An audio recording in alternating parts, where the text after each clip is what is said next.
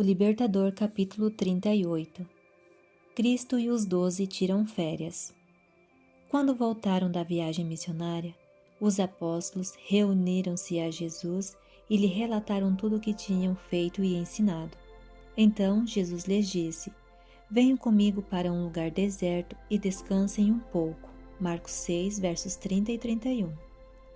A intimidade dos discípulos com Jesus os deixava à vontade para lhe contar sobre suas experiências positivas e negativas como evangelistas. À medida que iam contando suas experiências, Cristo via que eles precisavam de muitas instruções. Também viu que precisavam de descanso. Ali onde estavam, não havia privacidade, pois havia muita gente indo e vindo, a ponto de eles não terem tempo nem para comer. Verso 31. As pessoas tinham se aglomerado em volta de Cristo, ansiosas por serem curadas e prontas para ouvir suas palavras. Para muitos, ele era considerado a fonte de todas as bênçãos. Mas, nesse momento, Cristo desejava ficar longe das multidões porque ele tinha muito a dizer aos discípulos. De quando em quando, em seu trabalho, eles ficaram bastante angustiados, querendo saber o que fazer. Precisavam agora ir para um lugar afastado onde pudessem conversar particularmente com Jesus e receber instruções para o trabalho futuro. Eles haviam se dedicado de corpo e alma ao trabalho pelas pessoas, e isso havia exaurido sua força física e mental. Era seu dever descansar. Ao verem que seu trabalho tivera êxito, os discípulos estavam em perigo de acreditar o sucesso a si mesmos, de nutrir o orgulho espiritual e de cair nas tentações de Satanás. Deviam aprender que sua força não estava neles mesmos, mas em Deus. Precisavam passar algum tempo com Cristo, com a natureza e com o próprio coração. Foi mais ou menos nesse tempo que Jesus recebeu a notícia da morte de João Batista.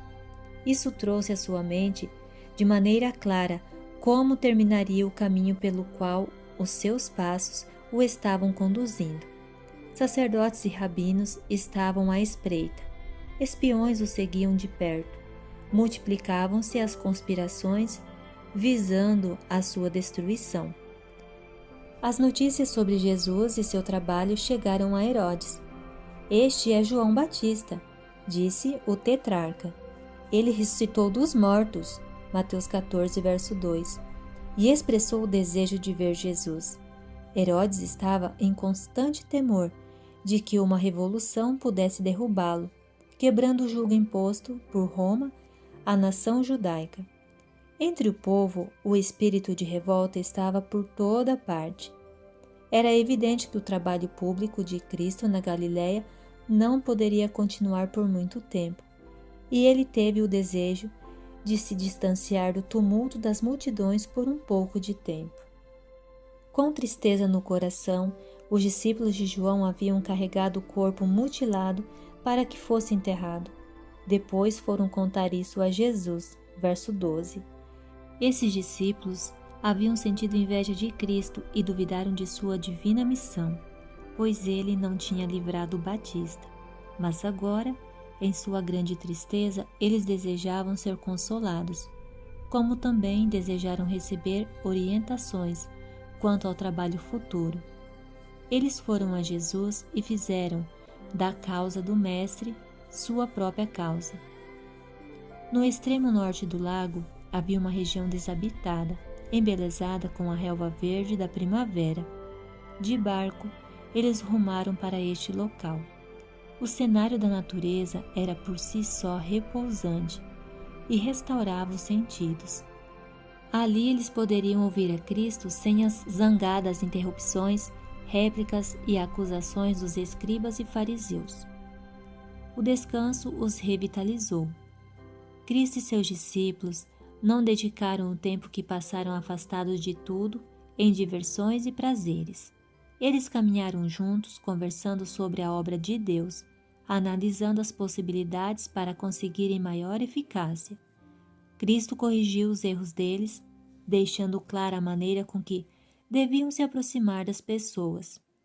Eles foram energizados com o poder divino e inspirados com esperança e coragem. Ao Jesus dizer que a seara era grande e os trabalhadores poucos, ele não estava incentivando que se trabalhasse sem parar.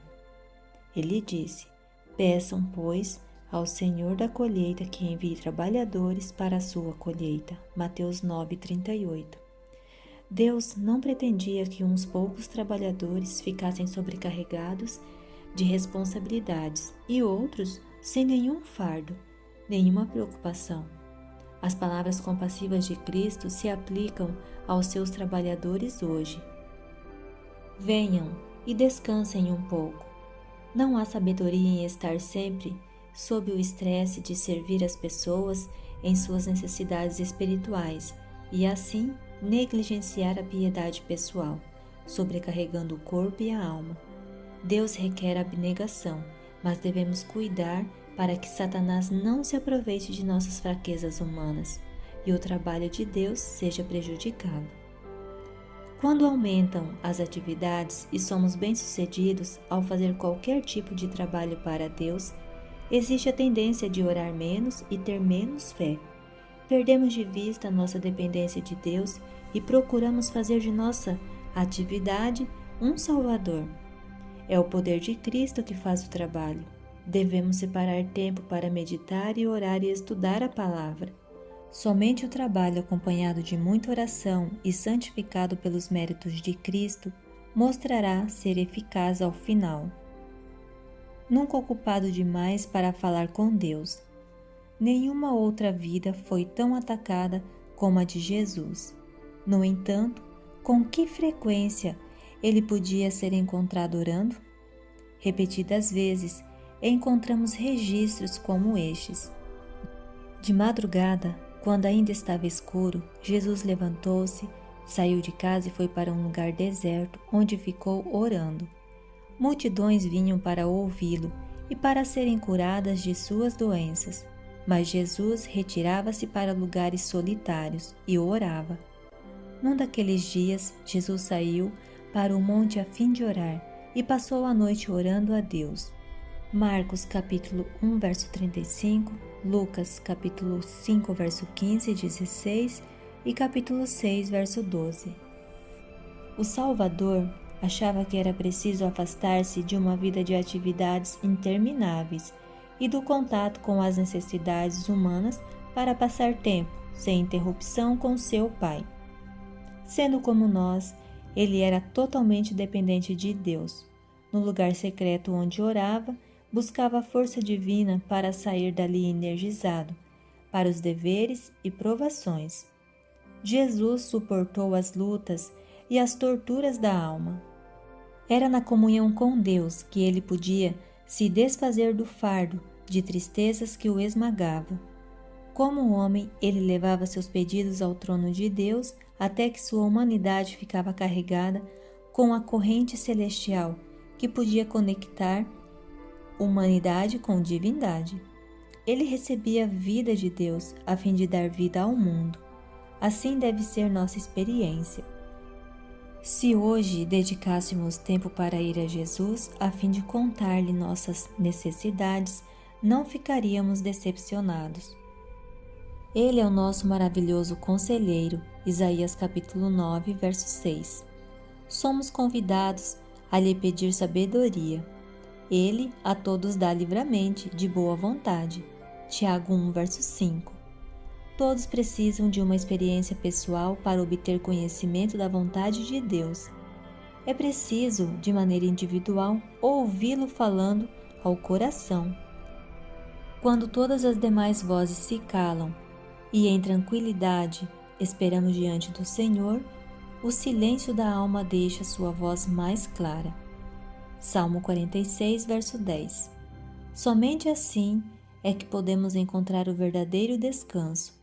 Os que dessa maneira são revigorados receberão um poder divino que alcançará o coração das pessoas.